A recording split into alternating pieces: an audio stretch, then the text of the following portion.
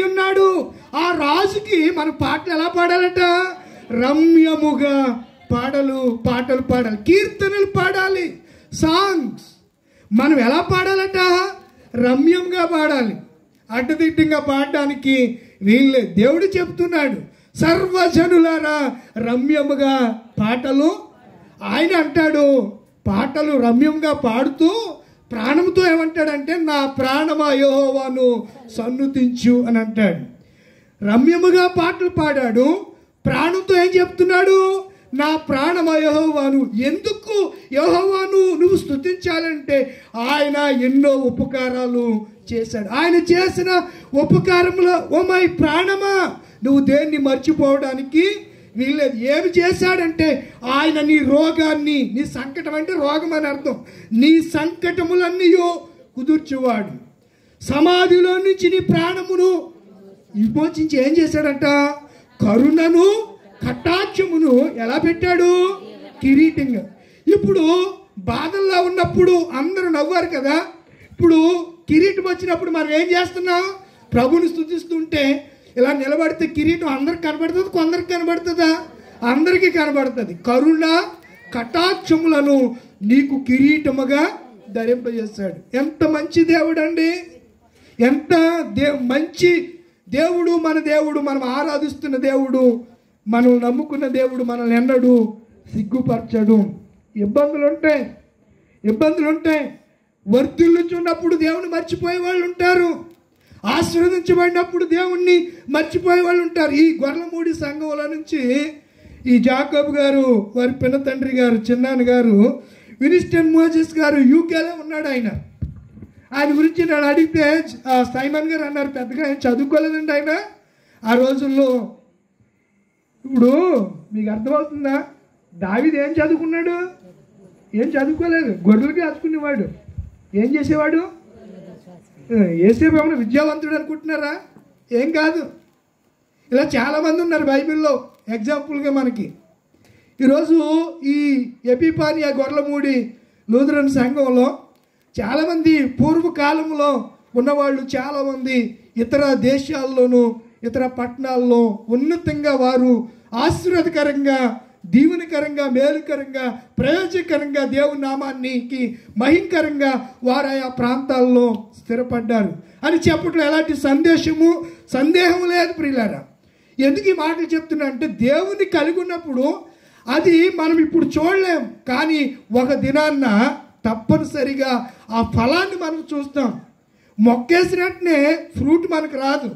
మొక్క అది మానవ్వాలి, మానైన తర్వాత వృక్షం అవ్వాలి, అది ఫలాలు ఇవ్వాలి, ఫలాలు పక్వానికి రావాలి. వచ్చిన తర్వాత ఆ ఫ్రూట్ని మనము కోసుకుని తింటే దాని యొక్క మాధుర్యం మనకి అర్థమవుతుంది. అంతే తప్ప మొక్కేసాను వెంటనే వచ్చేయాలంటే వెంటనే ఏది?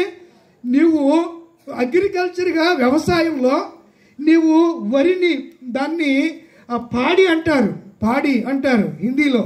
ఆ పాడి ప్లాంటేషన్ జరిగిన 90 రోజులకు కానీ ఏం రాదు మన చేతికి, వరి కంకులు రావాలనంటే ముందు మనం ఏం చేయాలి? ప్లాంటేషన్ జరిగించాలి. ప్లాంటేషన్ చేయాలనంటే విత్తనాలు వేయాలంటే నారుమడిని సిద్ధం చేయాలి, విత్తనాలని మండి కట్టాలి. ఎన్నో కార్యక్రమాలు ఉంటాయి. ఇవేమీ చేయకుండా నాకు ధాన్యం వచ్చేయాలి, కంచంలోకి బియ్యం వచ్చేయాలంటే వచ్చేస్తాయా? దాని కింద ఎంతో శ్రమ దాగి ఉంటుంది. నా ప్రియమైన దేవుని పిల్లలారా, రాయ్ ఆ పోరేంటమ్మా ఇలాగా ఏంటి అది? కాసేపు నిశ్శబ్దంగా ఉండండి. మనం దేవుని సన్నిధిలో ఎంత డీసెంట్గా ఉంటామో, డిసిప్లిన్గా ఉంటామో, ఎంత క్రమశిక్షణగా ఉంటామో దేవుడు చూడ్డా. ఈ మధ్యలో తెగబాడేస్తున్నారు కదా, కూర్చుండటయు లేచుంటే అన్నీ నువ్వు పాడతాం కానీ పాటించం. మరి చూస్తున్నామని పాడేది మనమే. మరి చూడంటే ఆయన మనకలాగా ఆయనకి ఏమన్నా సత్వరం వచ్చేసింది అనుకుంటున్నారేంటి? ఆయనకి ఏమైనా కలజోడు పడింది, లేదంటే ఆయన ఏమైనా అందుడు అనుకుంటున్నారా ఏమిటి? ఆయన కన్నులు తేటగా భూమి మీద ఉన్న ప్రజలందరినీ, నన్ను, నిన్ను, మన అందరినీ పెండాన్నే చూసిన దేవుడు అండి ఆయన. దావీదు ఏమంటాడు? నేను పెండమునై ఉండగానే నీ కన్నులు నన్ను ఎప్పుడో చూసిన దేవుడు. ఇప్పుడు చూడ్డా? నువ్వెప్పుడో నీ తల్లి గర్భంలో ఉన్నప్పుడే నిన్ను చూసిన దేవుడు ఇప్పుడు చూడకుండా ఉంటాడు అనుకోవడం అది బుద్ధిహీనత, అవివేకం. కనుక దేవుడు చూస్తున్నాడు అనే ఆ భయము మనలో ఉంటే దేవుని సన్నిధిలో మనం ఎలా ఉంటాం? చాలా జాగ్రత్తగా ఉంటాం. అందుకే అని ఉంటాడు సొలొమోన్ గారు, నువ్వు దేవుని సన్నిధికి వెళ్ళినప్పుడు బీ కేర్ఫుల్, నీ ప్రవర్తన చాలా జాగ్రత్తగా ఉండాలి అని చెప్పాడు. దేవుని సన్నిధిలో ఎప్పుడు కూడా మనము అనాలోచితంగా ఉండటానికి వీళ్ళు. వారందరూ భక్తులు దేవుని దీవెనలు పొందారంటే వాళ్ళు అలా దేవుని సన్నిధిలో నిందారహితులుగా నడిచారు, దేవుని యందు భయభక్తులు కలిగి జీవించారు. మీరు నోవాహుని గురించి చూస్తే ఓ మాట ఉంది. నోవాహు ఆ తరములో చూస్తేనంట ఆయన దృష్టికి ఆయన ఎలా కనపడ్డాడంట? నీతిమంతుడిగాను నిందారహితుడిగా కనపడ్డాడు. పరలోకముల నుంచి ప్రభువు ఆ నోవాహును చూస్తే అతని దృష్టికి, దేవుని దృష్టికి నీతిమంతుడిగా మనం ఎలా కనపడుతున్నాం ఆయన మనల్ని చూస్తుంటే. మన అంతరంగం ఎలా ఉందో ప్రభువుకి తెలుసు. అందుకే దావీదు అంటాడు, నా ప్రాణమా, అంతరంగంతో మాట్లాడుతున్నాడు. ఎవరు స్తుతించాలట? ఎందుకు స్తుతిస్తున్నాడు దావీదు?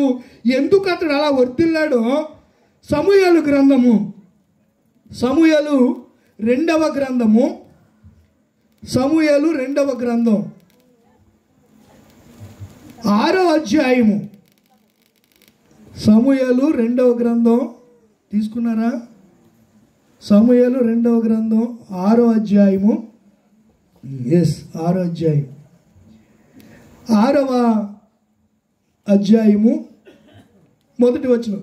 తరువాత ఇశ్రాయేలీలో 30,000 మంది శూరులను సమకూర్చుకుని బయలుదేరి కెరూబుల మధ్య నివసించు సైన్యములకు అధిపతియగు యెహోవాను తన నామము పెట్టబడిన దేవుని మందసము అచ్చట నుండి తీసుకుని వచ్చుటకే తన యొద్దనున్న వారందరితో కూడా బయల హోదాలో నుండి ప్రయాణమయ్యను.